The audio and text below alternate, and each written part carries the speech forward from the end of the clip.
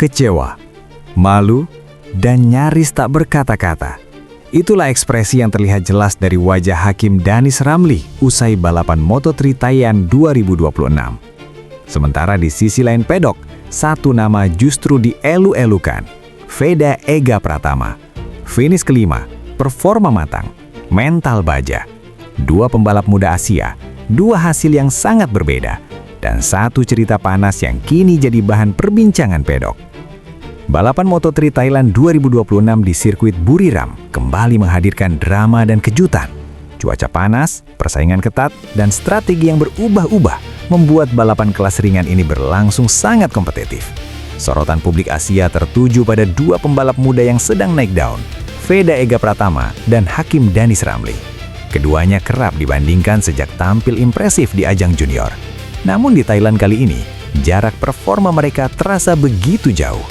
Veda tampil solid dan menyelesaikan balapan di posisi kelima. Sementara Danis harus puas, atau lebih tepatnya terpukul di posisi ke-18. Apa yang sebenarnya terjadi? Apakah ini murni soal performa, atau ada faktor lain di balik kekecewaan Danis? Mari kita bedah antara fakta dan rumor. Pertama, mari bicara soal fakta di lintasan. Sejak sesi latihan bebas, Veda sudah menunjukkan ritme yang kompetitif. Ia konsisten mencatatkan waktu lap yang stabil dan mampu menjaga kecepatan dalam long run. Saat kualifikasi, meski tidak start dari barisan terdepan, Veda tetap berada di grup tengah yang berpotensi naik. Saat race dimulai, ia tidak terburu-buru. Strateginya jelas, bertahan di grup utama, menghindari insiden, dan menyerang di saat yang tepat. Lap demi lap, Veda menunjukkan kematangan balap yang luar biasa. Ia berani duel, tetapi tetap bersih. Ia sabar menunggu kecelah, tetapi tidak ragu ketika kesempatan datang. Hasilnya, finish di posisi kelima, hasil terbaiknya musim ini sejauh ini. Beberapa analis teknis menyebut performa Veda di Thailand sebagai salah satu balapan paling dewasa dalam karier Moto3-nya. Ia tidak sekedar cepat, tapi juga cerdas membaca situasi. Sekarang kita beralih ke sisi lain cerita. Hakim Danis Ramli sebenarnya memulai akhir pekan dengan optimisme tinggi.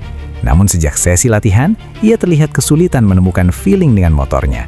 Dalam wawancara singkat usai balapan, Danis mengakui bahwa dirinya tidak nyaman dengan grip bagian belakang motor saat kondisi lintasan berubah drastis akibat suhu tinggi. Saat race berlangsung, Danis terjebak di grup belakang.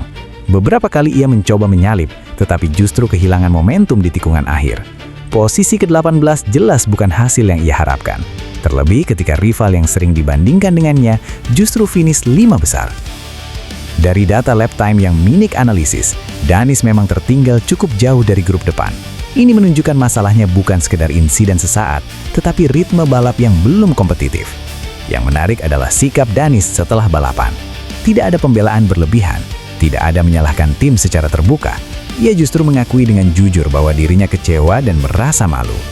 Dalam pernyataannya, Danis menyebut bahwa ia tahu banyak pendukung yang berharap lebih darinya. Ia juga menyadari bahwa perbandingan dengan Veda semakin sulit dihindari. Kalimat yang paling menyentuh adalah ketika ia mengatakan bahwa dirinya harus banyak belajar dan introspeksi. Itu menunjukkan mentalitas yang sebenarnya positif, meski dibalut kekecewaan mendalam. Nah, sekarang kita masuk ke ranah rumor yang beredar di pedok. Beberapa sumber tidak resmi menyebut bahwa Danis saat ini berada di bawah tekanan besar. Perbandingan konstan dengan Veda disebut-sebut mempengaruhi fokusnya. Sejak awal musim, performa Veda cenderung lebih stabil. Media Asia Tenggara pun kerap mengangkat narasi rivalitas keduanya. Apakah tekanan itu nyata? Secara resmi tidak ada konfirmasi bahwa Danis mengalami masalah mental atau tekanan internal tim.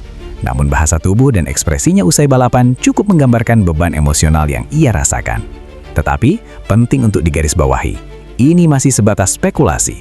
Tidak ada pernyataan resmi yang menyebut adanya konflik internal atau tekanan kontrak. Ada juga isu bahwa perbedaan setting dan pengembangan motor menjadi faktor pembeda signifikan antara performa Veda dan Danis. Namun fakta teknis menunjukkan bahwa di kelas Moto3, selisih performa motor seringkali tidak terlalu jauh.